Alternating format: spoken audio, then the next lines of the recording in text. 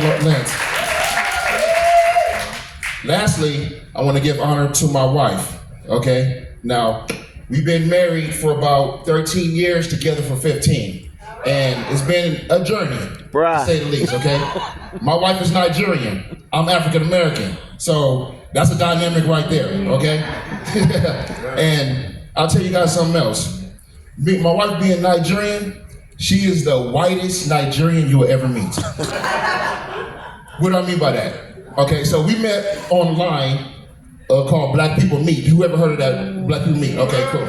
All right, so we met online about 13 years ago, 14 years ago, things like that. And when I met her, I was like, okay, she's real cool, but she sounds very white.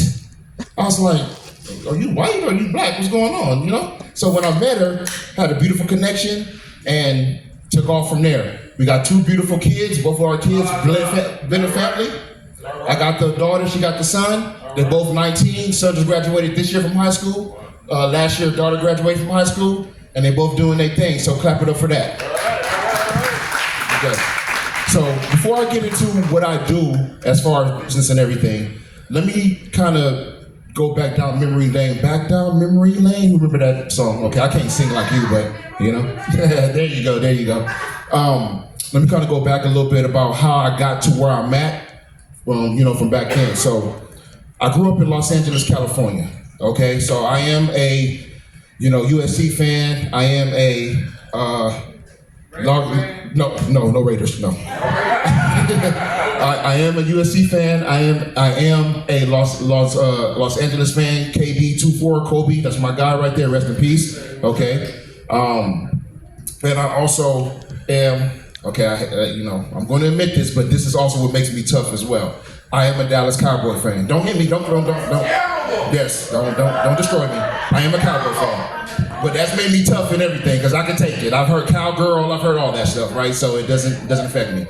So, growing up in Los Angeles, California, I am the oldest of 3 kids. So I have my middle sister and my youngest sister. They're all adults and they got kids now, but I'm the oldest. And I'm actually the oldest of everybody as far as my siblings and cousins and everybody else like that, right? So I had to be a leader before I knew what a leader was. So my granny, if you put up, there you go, thank you. My granny right here, Granny Gloria Nunn, she passed away in 2013. I'll kind of get into that story here in a little bit, but she was the cornerstone of our family.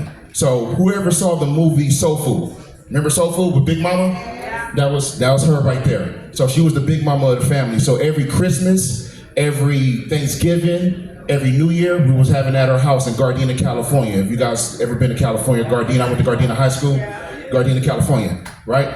So she was a cornerstone over there to the family. Now, it's crazy because I'm gonna kind of fast forward a little because of time, but growing up, I was always a rockhead. I was always like, all over the place. So I was like a nuisance. I was like Dennis the Menace. I was climbing over everything. I was always getting hurt doing everything, right? So my mother put me in football, baseball, and boxing. So she was like, man, you always hurting yourself, and you might as well get into them sports and channel that energy somewhere else, right? So I played sports growing up, and that's where I learned camaraderie. That's where I learned discipline and things like that. Now, my granny was married to a beautiful man, Zellers Nunn. He was in the Navy. So I have the most respect and honor for the military. My granddaddy was in the Navy, and he taught me discipline. He taught me honor. He taught me how to give honor, and he showed me a lot of love. So, that's where I get a lot of stuff. Thank you. So that's where I get a lot of my discipline and my love and my honor from. And so fast forward because of time. Back in 2011, I got a call from my dad, okay? And my dad named Joe Hammond, and my mother was Wendy Hammond at the time, but then they got divorced and became Wendy Michelle. So what happened was, got a call from my dad that my grandmother, which is his mom, wasn't doing so well. I said, okay, what was going on with grandma? She had been back and forth to the hospital, but I'm a little younger, so I didn't pay no attention. Next thing you know, she passed away. So I asked the coroner and everybody, my dad, what happened? Well, she had been taking 22 different medications a day, and she died from kidney failure, okay? And so that's why I'm such a health nut right now. One of the things I like to do, I work out pretty much every day, except for my Sabbath, which is Friday night to Saturday night. That's when I honor, the Lord, and I get into my word more and things like that. But she passed away from kidney failure. Then the next year, which is my grandpa, he died at 91 years old. And what happened was, I still don't even know to this day why he died. I mean, the obituary and everything, I don't even tell. I just think he died from a broken heart. Because when you've been together for 30, 40 something years, 50 years, and your partner passes away, you really feel like you have no reason to live. And so he ended up passing away the next year.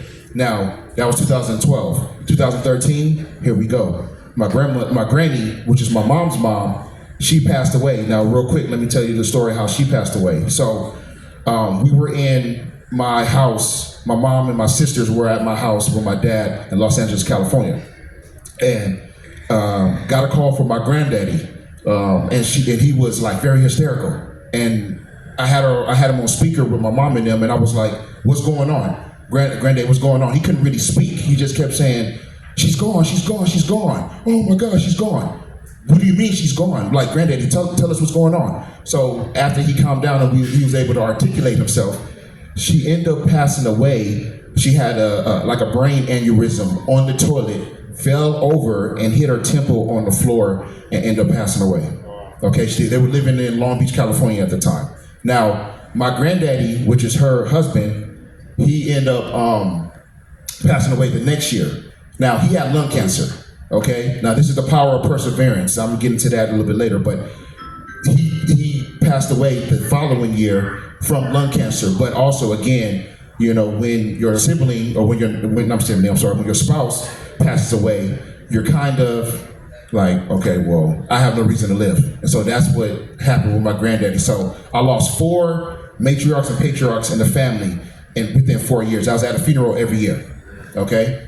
Now, I had to be strong because I got 2 younger sisters and cousins and everybody, so I couldn't really cry. I mean, I cried at the funeral, of course, but I couldn't really cry. I had to be strong, I had to be tough, and things like that. Plus, my granddaddy taught me that, right? So I always remembered his teachings in regards to being tough and things like that. So I'm like, okay, well, let me be strong for my siblings and all that stuff.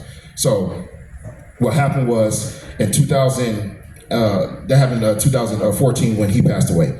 2016, my dad had contracted prostate cancer.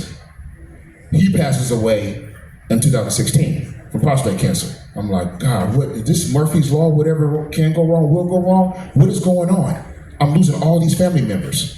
Back-to-back years. And then 2018, my mom dies and passes away from cardiac arrest. Heart just stopped on her. Got a call from my sister in Los Angeles.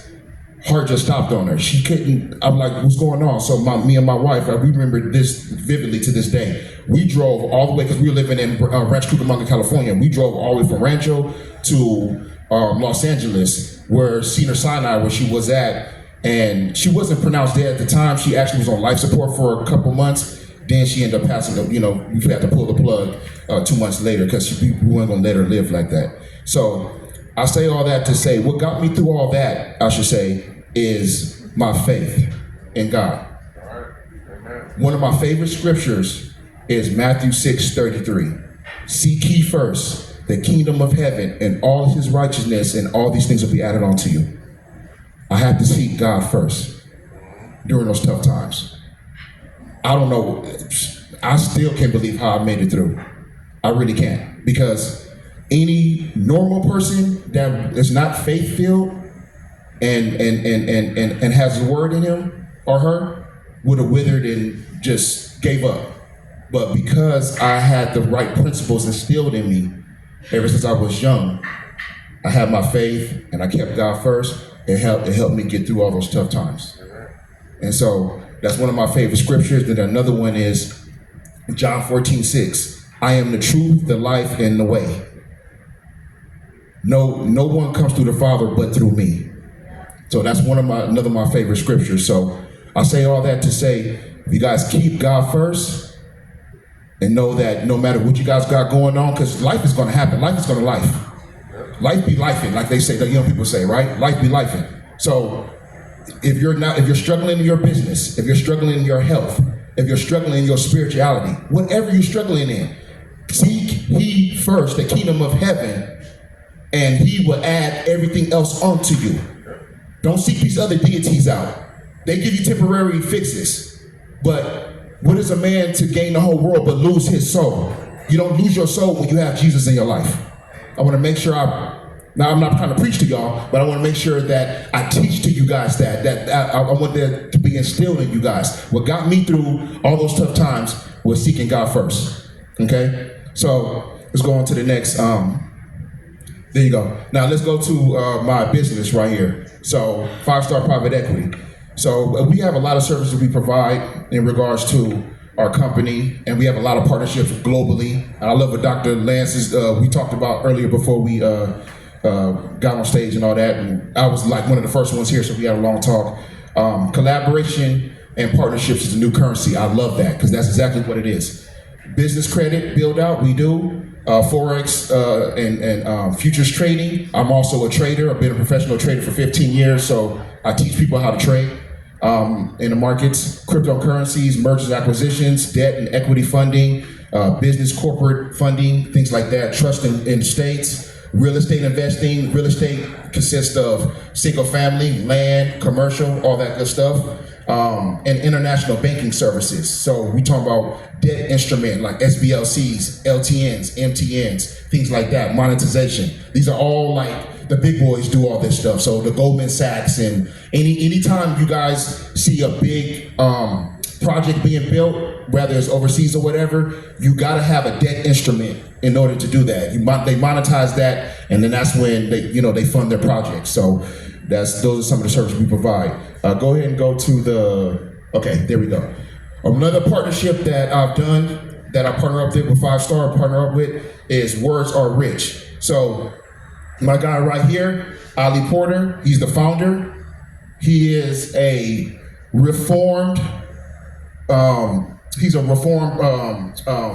felon. And what happens is his company is called Words Are Rich Foundation. You know, life and death's in the power of the tongue. So what you speak about will come about. You manifest what you speak. So that's where Words Are Rich came from. Now what we do is, we were at 3 Square a little bit before the holidays came in, and we give back through outreaches. We give back through giving toys, feeding the homeless, things like that. Go to the next one.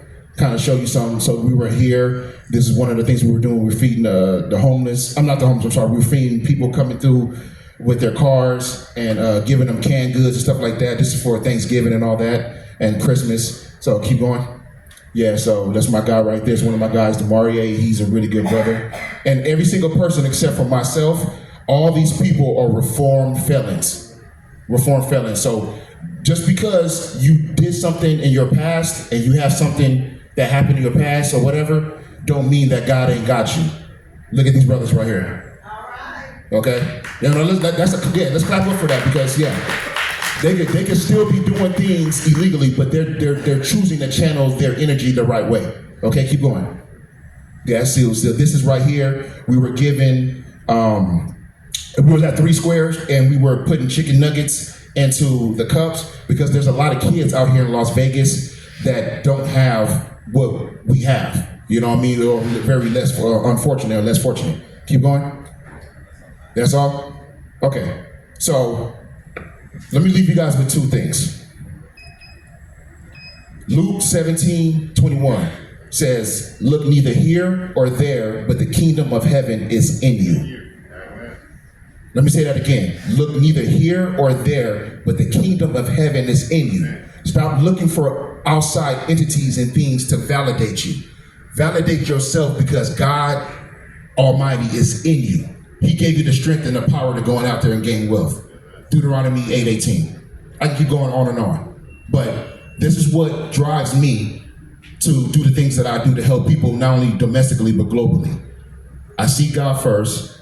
I get His downloads, and I go and I do what I do to help people in the different multiple facets that we help people in. And lastly, I want to bring my wife up.